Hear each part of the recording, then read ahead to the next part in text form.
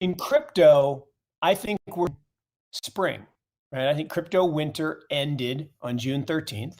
I think we're in crypto spring, which will last through first quarter next year.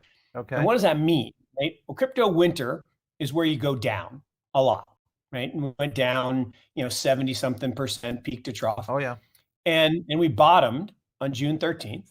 And now we've kind of bounced around the bottom here. And that's spring. Spring is, think about spring, right? It's cold, it's warm, it's windy, it's muddy, it's kind of, yeah. And so everyone's saying, oh, we're going to have this bull market. No. Mark Yusko, the founder, chief investment officer, and managing director of Morgan Creek Capital, recently had a deeply insightful discussion with Paul Barron of the Paul Barron Network. During a discussion, Yusko gives his assessment of the current state of the U.S. economy, which is evidently tilting under the weight of the Federal Reserve's aggressive interest rate hikes. The American investor and hedge fund manager explains that we are currently seeing a chain of events similar to what led to the Great Depression in the 30s. He adds that this time will be quite similar if the Fed continues to burden the markets. Yusko, a prominent crypto advocate, also speaks about the state of the cryptocurrency market amid the gloomy macro environment. He explains that Bitcoin and other cryptocurrencies have probably bottomed and remain way cheaper than stocks. He adds that even if the equities market goes lower, Bitcoin and other cryptocurrencies will remain in their current price range. However, Yusko is convinced that the crypto spring, as he puts it, will last longer than most people believe. We will now take you to Mark Yusko's interview. Please watch, share, and hit the like button. Also, ensure you drop your comments and observations in the comments section and subscribe for more videos like this. Thanks and enjoy the video.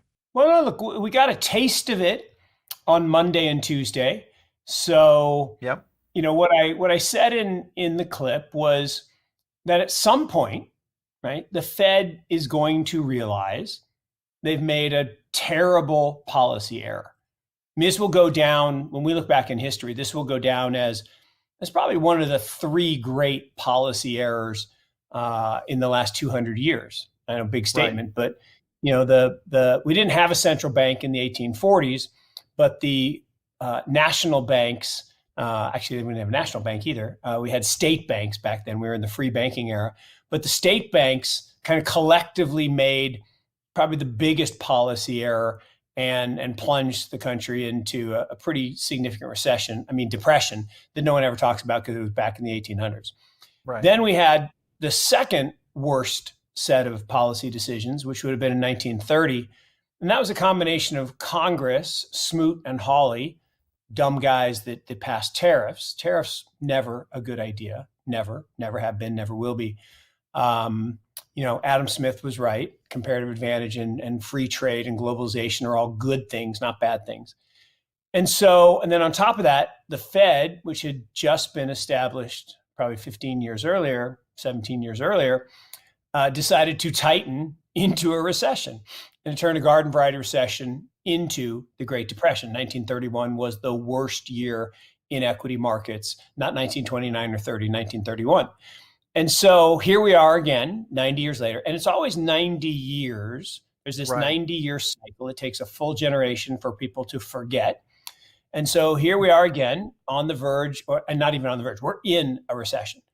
Yeah. It's like a modest recession, like a 2001 recession. It's not the end of the world recession. But the Fed, I believe, has made an epic policy error by over-tightening and exacerbating the problem. And it's not just in the US. I mean, it's everywhere. Every central bank in the world has decided to try to defend their currencies, except the Japanese and the Europeans. But that's another story for another day. But look, what I was saying was when the Fed realizes the error of their ways and they hint, they don't even have to do it. All they have to do is hint that they're either not going to raise rates or they're going to get back on the QE train, which they will, right? Mm-hmm. Japan said they would stop QE in 2008. They're still doing it today. Yep. Once you start, you can't stop. It is impossible until you do a debt jubilee. So once that pivot happens, the Powell pivot, as I refer to it, there will be a face melter of a rally. And I said, we saw a hint on Monday and Tuesday. We saw back-to-back 3% up days. Yeah. And it's just short covering. All it is is short covering. We have companies that are down 90, 95, 98%, and everybody's short. And if those things have to get covered, you go from 2.5 cents on the dollar to 5 cents on the dollar in a hurry. Now you're still down 95% from a year ago, but you could have a really material rally. The problem is those are bear market rallies, right? There's never been a 4% up day in a bull market. Yeah. And it makes sense, right? A bull market is a market that goes up most days, but goes down sharply on bad news or perceived bad news. Okay. A bull market is a market that goes up most days and goes down sharply on bad news or perceived bad news. So what we had is a market that goes down most days since last November. And we had this good news or perception of good news. We didn't even actually have any good news. There was an emergency Fed meeting on Monday. Right. We didn't hear anything about it. They didn't make any declarations. They didn't say they're going to stop raising rates. They didn't. All people did is say, well, Credit Suisse was on the verge of bankruptcy. Deutsche Bank on the verge of bankruptcy. Right. So clearly the Fed must have decided that they're going to ease. Something's up. Yeah, something's up. They didn't say that. But the market didn't care. They didn't wait around to hear. They just started buying. Bitcoin, the world's largest cryptocurrency, has spent most part of the past month between the upper $20,000 and $19,000 range. There have been a lot of speculations from investors and technical analysts that we might yet see a bigger drop to $10,000 or even lower. But so far, the crypto asset seems to be holding in that range. Earlier in the week, with the increasing expectation of a Fed pivot, we saw a little upside move to around $20,400. But Friday's hotter-than-expected jobs report saw asset prices plunging lower just before the weekend. With increasing expectations that the Fed will continue its aggressive rate hikes, Bitcoin and Ether both declined by over 3% against the dollar. All four major precious metals, gold, silver, platinum, and palladium, also lost between 0.64% and 3.32% on the same day. In his discussion on the Paul Barron Network, Yusko explains that the crypto market has probably bottomed out and won't be terribly affected by further drops in the stock market. On the other hand, the hedge fund manager believes Bitcoin and other cryptocurrencies are not entirely out of the clear yet. Here's another clip from the interview. When I'm talking about the face melter, I'm really talking about equities, right? About what? I think Repeat? Equities, the equity markets. Okay. All right. In crypto, I think we're spring, right? I think crypto winter ended on June 13th.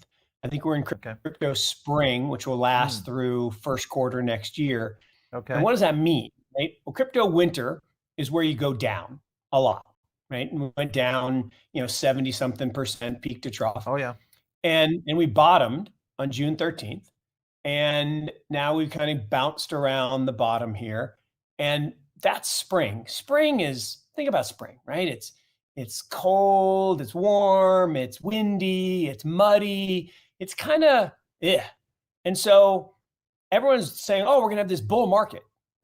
No. The thing about crypto, the reason sentiment's so washed out is Bitcoin is the cheapest it's been other than 3% of the time, right? In only 3% of 14 years has Bitcoin been cheaper relative to its history. So that's why people are so unhappy. Now, the markets, on the other hand, the equity markets are still, despite being down 21% year to date, they're still in the 93rd percentile expensive. Stocks could fall 50+% just to get back to fair value.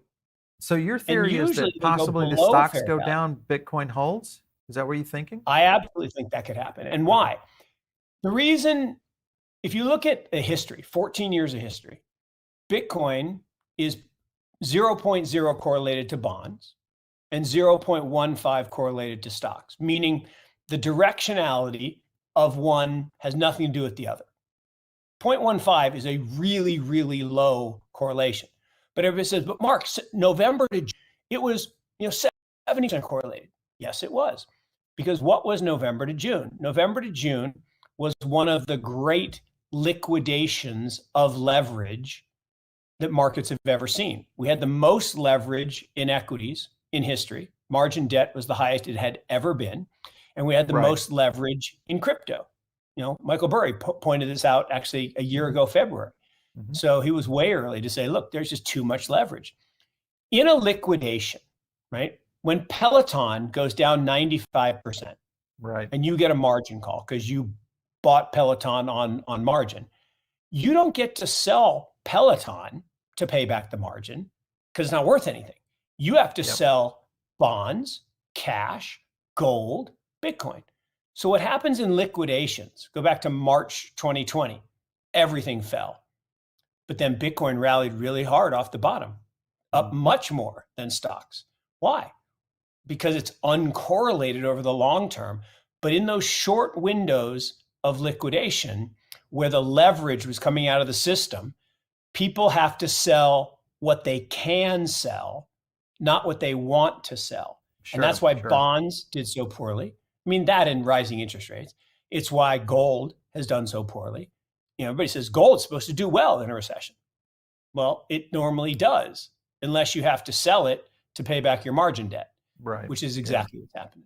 In other news, the European Union is banning crypto services for Russians, according to the latest round of sanctions announcement from the Council of European Union. The sanctions come just after Russia took steps to annex 4 Ukrainian territories. According to reports, the sanctions will specifically target individuals and entities connected to the escalating conflicts, but other Russian citizens and businesses will also be affected. As part of the new measures, the EU is banning the provision of wallet, account, or custody services for crypto assets to Russians. Previously, the EU only banned the provision of high-value crypto assets to Russian citizens and entities. But the new sanctions have no such limit. It covers all types of crypto assets and transactions, regardless of their value. According to reports, pro-Russian groups have been using cryptocurrencies to fund paramilitary operations in Ukraine. The Russian government is working on allowing businesses to use cryptocurrencies for international transactions. If they really take effect, the sanctions will frustrate these efforts. The EU is also banning the provision of a consultancy, legal advisory, architectural, and engineering services to Russia. These new sanctions are in addition to the existing sanctions, which include a ban on certain Russian imports and exports. What are your thoughts on the EU banning crypto services for Russians? Let us know what you think, as well as your comments on Yusko's interview in the comments section below. Also, ensure you hit the like button, subscribe to the channel, and check out our other crypto-related videos to stay updated. Thanks for watching.